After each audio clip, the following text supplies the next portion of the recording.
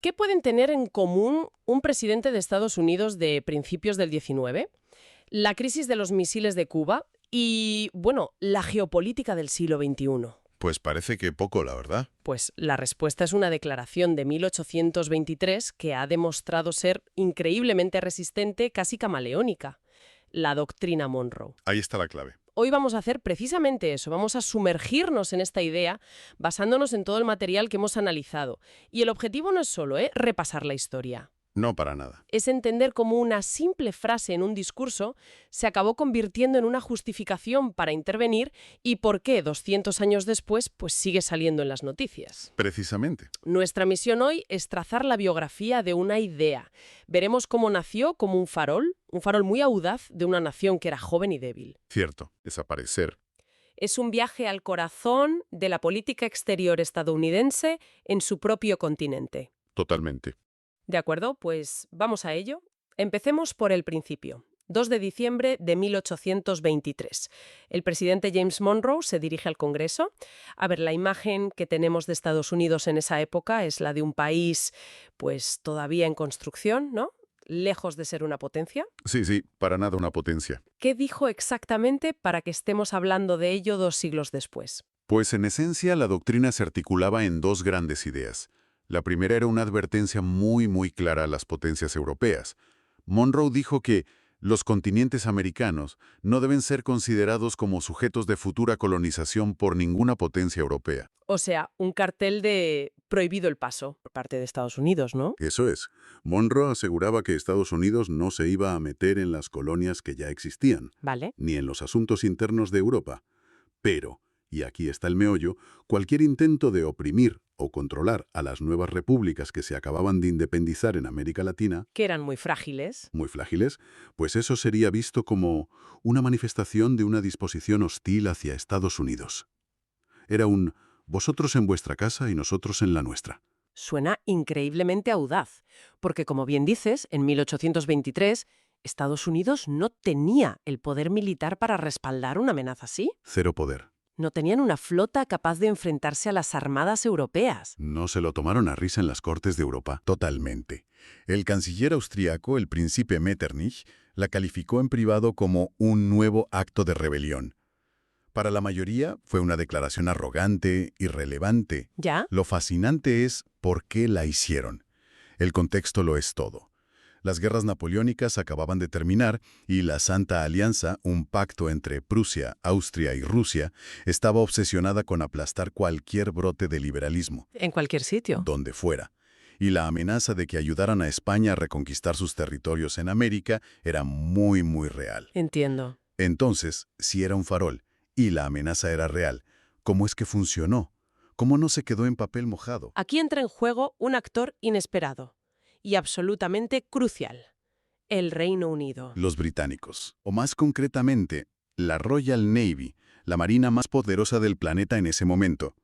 La doctrina Monroe contó con la aprobación tácita de los británicos, y fueron sus barcos los que, en la práctica, hicieron imposible una expedición de reconquista europea. Un momento, su antiguo enemigo colonial.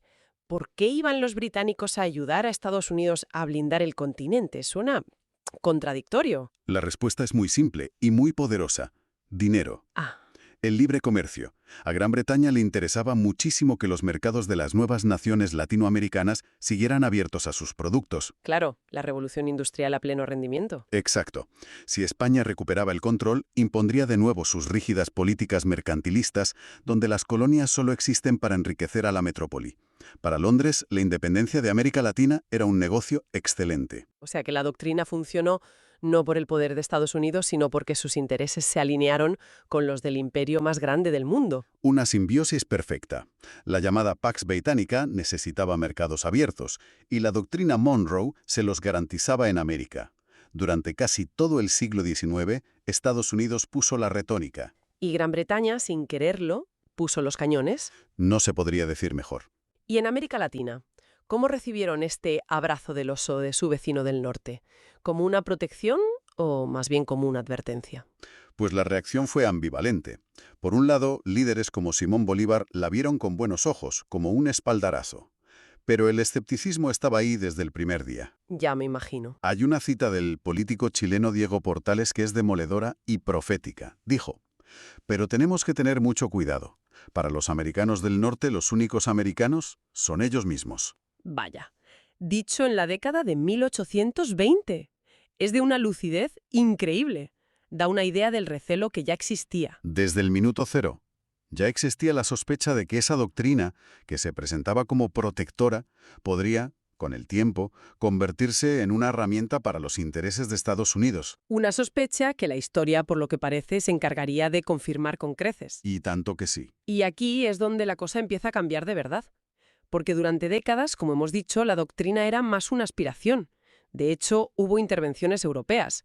Los británicos en las Malvinas en 1833, los franceses en México en los 60. Mientras Estados Unidos estaba en su guerra civil, claro, no podían hacer nada. Exacto. Entonces, ¿cuándo pasa la doctrina de ser una idea a ser una política real, impuesta por Washington? El punto de inflexión, el momento clave, llega a finales de siglo. En 1895, con la crisis de Venezuela. Vale. Había una disputa fronteriza entre Venezuela y la Guayana Británica, y el gobierno estadounidense, bajo el presidente Cleveland, decidió intervenir.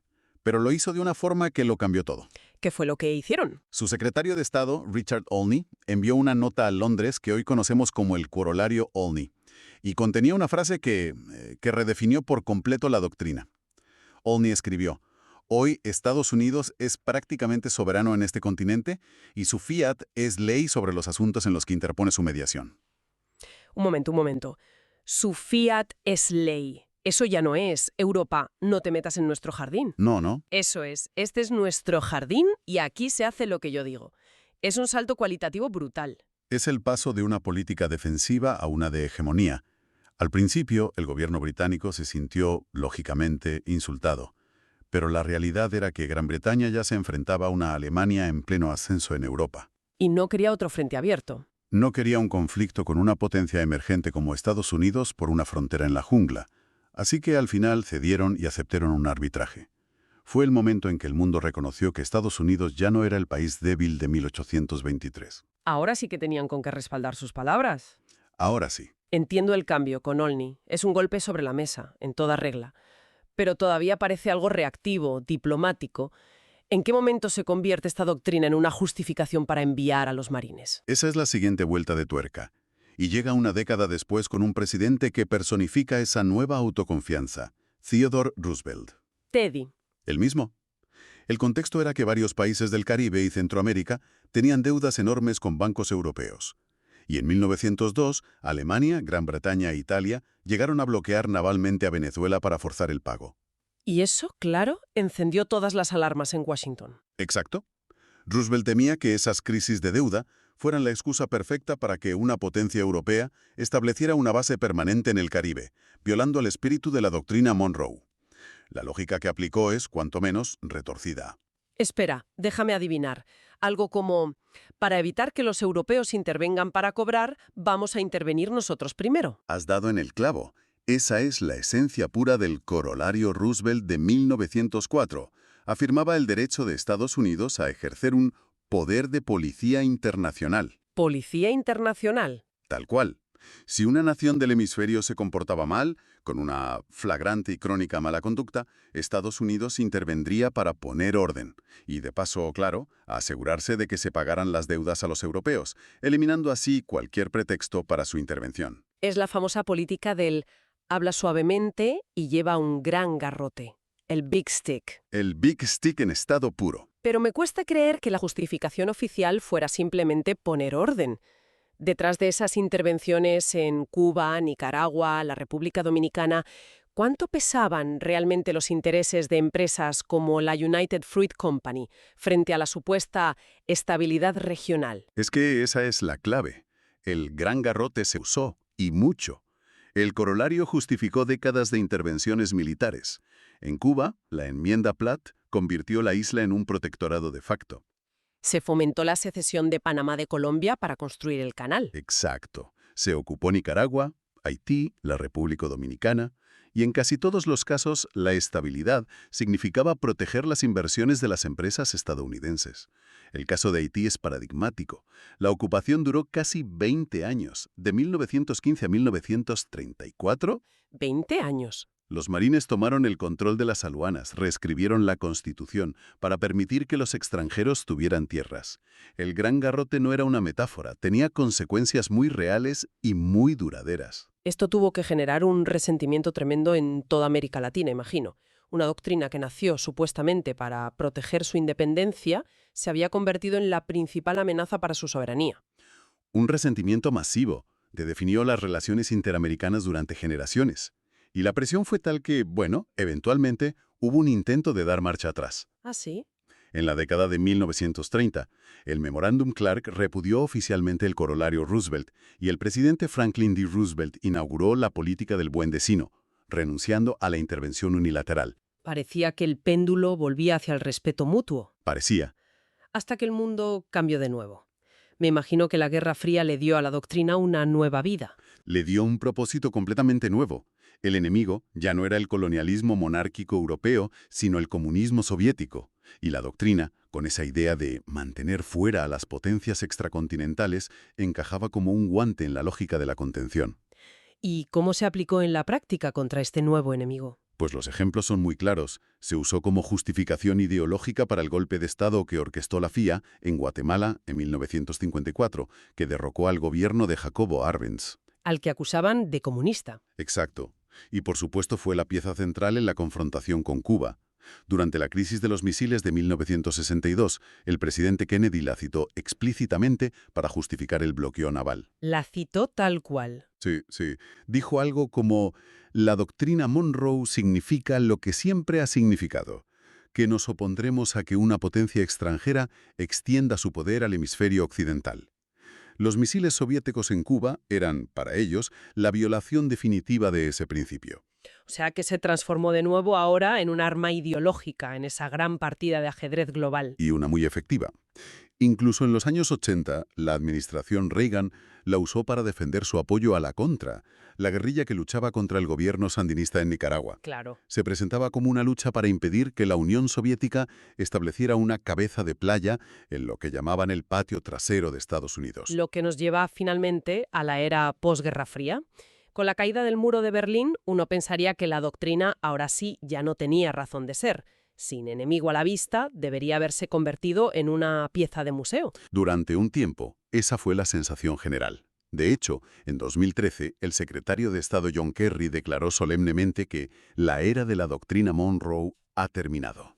Un gesto muy simbólico. Sí, abogando por una relación de socios en iguales. Parecía que se intentaba cerrar por fin ese capítulo. Pero las ideas con tanta historia rara vez mueren del todo, ¿verdad? Es que nunca se fue, y de forma sorprendente resurgió explícitamente durante la administración Trump. Altos funcionarios como el secretario de Estado Rex Tillerson o John Bolton Bolton, claro. la elogiaron y la invocaron abiertamente. Pero esta vez los adversarios no eran ni España ni la Unión Soviética. Eran China y Rusia. Exacto. Se empezó a hablar de las ambiciones imperiales de China por su creciente influencia económica y de Rusia por su apoyo a regímenes como el de Venezuela. John Bolton fue tajante en 2019. En esta administración no tenemos miedo de usar la palabra doctrina Monroe.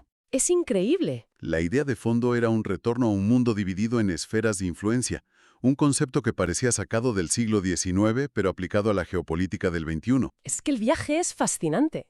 Nace como la declaración de principios de una nación débil, casi un farol, se convierte en la justificación para el intervencionismo de una superpotencia, se adapta para ser un arma en la Guerra Fría, se la da por muerta y revive para enfrentarse a nuevos rivales. Su evolución es un espejo del propio ascenso y de las ansiedades de Estados Unidos. Es una de esas ideas que se niega a morir porque toca un nervio fundamental y atemporal de la política de las grandes potencias, la idea de las esferas de influencia. Claro. El concepto de que ciertas áreas geográficas son de interés vital para una potencia dominante y que ésta tiene derecho a excluir a sus rivales de esa zona. La doctrina Monroe fue simplemente la primera y más duradera formalización de esa idea para Estados Unidos. ¿Y ese núcleo, a pesar de todas sus mutaciones, de todos los cambios, parece que sigue ahí? Definitivamente. Y eso nos deja con una pregunta final para reflexionar, una que es más pertinente hoy que nunca. A ver. La doctrina original buscaba trazar una línea muy clara en el mapa, separar el viejo mundo de Europa del nuevo mundo de las Américas. En nuestro mundo hiperconectado del siglo XXI, donde China es un socio comercial vital para casi todos los países de América Latina. Y donde la influencia de otros actores se ejerce a través de la tecnología, de la desinformación, de las inversiones. Exacto. En este mundo, ¿es siquiera posible mantener esa separación? ¿O es que el concepto de una esfera de influencia exclusiva es ya obsoleto? Y lo que estamos viendo no es el resurgimiento de la doctrina Monroe, sino la llegada de nuevos actores globales que vienen a disputar esa esfera que, durante 2 siglos, se consideró un coto privado.